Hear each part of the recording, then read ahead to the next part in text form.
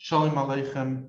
We are learning the Sicha of Vayeishev Aleph, and I think it's important to actually go through the full Rashi. In other words, to appreciate the two parts of Rashi, because when the Rebbe originally said the Sicha, it's two different Farbrengens. One's in 1964 and one is in 1969, and each one was coming from the. One was focusing more on the first half of Rashi, the second one, the second half of Rashi. And Rashi comes and says, Vayeishev Yaakov settled in. That after we tell you, Yeshuv Vayeishev and his descendants, which weren't that important, how they settled, etc. Now he tells you, Yeshuv Yaakov and his descendants, B'derech Halucha. In a long version, Kol Gigul Isivasam, all the reasons and all the issues and things that happen because they're important in front of Hashem. So too in the second, in the 10 generations, that the 10 generations from Nech Avam he was short, and then he gets long and extensive by Avam. And then he brings the mashal. Then there's a davar after. But the point is, that's the build-up of Rashi. So let's start with some things that the Rebbe focused on the Farbrengens in Tafshin Chaf Hey. So at the time, the Rebbe is having the Farbrengens on Parshas Vayeishev, and the Rebbe says like this. The Rebbe comes and explains the Rashi, Vayeishev Yaakov. Like we just read, the beginning of the Rashi. Now the Rebbe comes and said that the reason Vayeishev Yaakov, what Rashi was coming to answer, he was coming to explain Pshutei Shel Mikra. And over here the Rebbe says, like it says many times, that the Indian of Rashi used to explain Pshutei Shel Mikra. Remember, this is just after the Rebbe started saying Rashi Sicha, so the Rebbe is focusing over and over on this theme. And in the Lashon of the Rashbam, who's the Einikel of Rashi, that Beinu Shloima Abi Imi, Shloima, my mother's father, Meir Eine Goyla, who brings light to the eyes of the Goyla, Shapirish Tonavim Ksuvim, Nasan Liv Lefarish Pshuti Shel Mikra. That's what his intention was, to farish Pshuti Shel Mikra. Moisef, and he adds, Va'afani Nisvakachti Imay Lefanav, and I also argued with him, but ultimately this was his style. So what was Rashi coming to answer? Number one, Vayeishev Yaakov Eretz Eretz Canaan. It's extra. We already know Vayeishev Yaakov from last parsha. What's Vayeishev Yaakov? Bevav HaMoisef. Just say Yashav Yaakov. So Rashi comes and explains. Also, because Vayeishev means it's continuing, but the previous was talking about Esav, not about Yaakov, the end of Vayishla. So Rashi comes and it says Yeshav Yaakov is coming in continuation to what it spoke about Yaakov. Ve'ela told us Esav, before that Eila told us Esav. However, because the pasuk interrupted Yeshuv Esav and told Esav, therefore he has to say again Vayeishev Yaakov, and then he continues Yeshuv Yaakov and told Esav. And this also explains that, by the way, the reason why Yeshuv and told Esav are written shorthand, because they're not that important, etc. Anyway, so Rashi came and brought his Rashi, brought this thing. And Rebbe comes and explains it, that the tachlis of Yaakov settling is for the avodah of Esav, to elevate the sparks of Toyu that are higher than Tikkun, even though they don't have any chashivus klal. Interesting, the Rebbe says, and to point out what it says in the Medrash, that the reason that Yaakov was fearful of Esav was not because of so many soldiers he had, but because that Esav was Mekayim, which is kibbud of Ha'em, which is fascinating. So in other words, that's where you see the mile of Esav. He has a certain level of Toyu that expressed in kibbud of Ha'em. And what is an avodah? What does it mean in avodah? That's dealing with gashmistic things is not only for tzeiros. And in tzeiros, there's two way fanim, the way Noach did it when the world was the way it should be, and the Bir Avdam to bring the Noach accomplishment. His agenda was that the world should be the way it needs to be, and the Bir of Avdam to accomplish Gilul Kosbailam. However, the Gashmistic things have no chshivus klal. In other words, the Avodah message is that you're only in Dvarim Gashmim is only for elevating the sparks and nothing else, which is the Sicha of Parshas Vayeishev. Then there's the Farbrengens of Yutas Kislev Tavshin Lamed.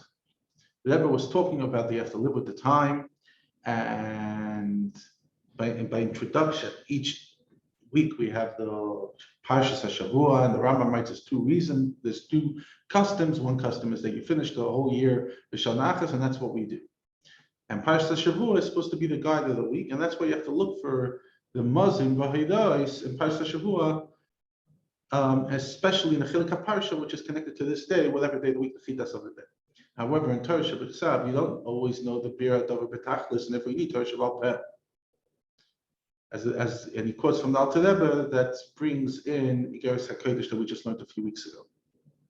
And Torah Shabbat Peh includes Mishnah, Gemara, Mechilta, Sifra, Sifri, etc.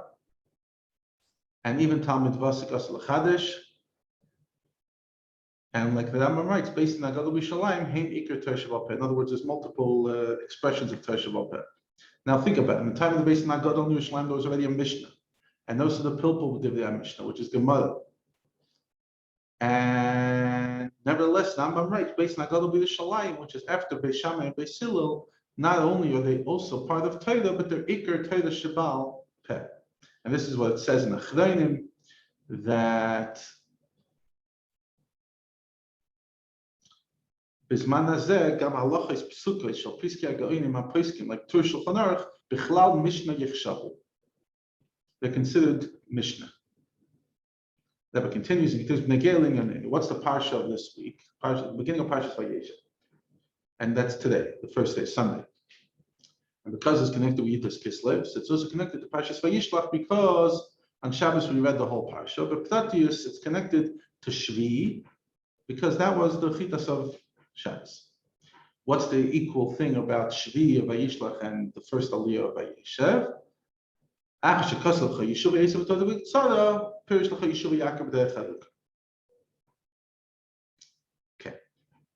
Now that we're going on to explain the Diuk Lashanashi that starts Mashal Magal Shinafla Ben Achol and finishes Mashlichas Hatzloidus. The Achol is something like that's mixed in good. So the Nitzas HaKedusha, that's the spark of godliness that's keeping that thing alive. And the Rebbe writes, like we learned even in Nigla, that everything called Tvar Shekesh Einam B'Kitzasem Sh'Chilasem Yemiskei B'Sefer. You need to always have a drop of emes, even in Sheker. But something that's only Sheker has no kiyum. In other words, that's the expression in Nigla of everything in this world needs something luchni to keep it going. There always has to be a davar chiyuvi. Okay. Then the Rebbe continued and said, and Sreila is after you take away the margolis, the diamond. So now all you're left with is davar amazik. Then you have to be mavatal mamatzias. They correspond to the two things of Esav, that which can be transformed and that which cannot be transformed. That gomer you have to destroy. Esav the way is klipas noiga, etzadas toivada, and Esav the way is gimel klipas hatmeis. And that's also the difference between the head of Esav and the guf of Esav. That's why the head of Esav was able to get buried in Marsa Machpelah with the story of Chushim, etc. But not the body, because the difference of the Shalosh Klipas Hatmeis and the Klipas Noiga. And the Rebbe continued the Farbrengens, and he said, in general, it says in Torah Shabbat regarding Esav, he had 400 people, and they were in Eretz Canaan, Eretz Mekudei Aviv Shel Yaakov, Eretz Yisrael. And then Yaakov came from Chadar and said he's going back to the land of his father. And when Esav met him, Vayisha came. Taka, even though it wasn't a perfect kiss, but Taka, the Payoli kissed him. And then he said, let's go together. And by the end, what happened was Esav went with his whole family. In other words, what's the message? Even though Esav had such a big group of people, and Yaakov says, and he was worried that Esav will come to him, be Ko, and destroy him. Esav, without a Muhammad, goes to Eretz, he goes away because Yaakov came. And the idea is that even when Yidden are by multiple goyim, like a margolis that's been achol, The chol is ribui b'kamas. It's an incredible amount of quantity. There's nothing to be worried about because not only will the diamond stay, but more than that, however, how do you accomplish this? With the takeoff of Yaakov. If you're trying to run away, then you're not fighting. Sometimes you have to give a gift, but only things that are not lo'ita karba. In other words, not the luchni shudavar, only the gashmis. You don't put your whole thing in there. And of course, you need to have davening. And I was talking at the time, I believe, about people leaving Crown Heights, etc. That people say the goyim are coming and we have to leave, and you say no. You have to make sure it stays by Bnei Yisrael. That was the context of the Sicha.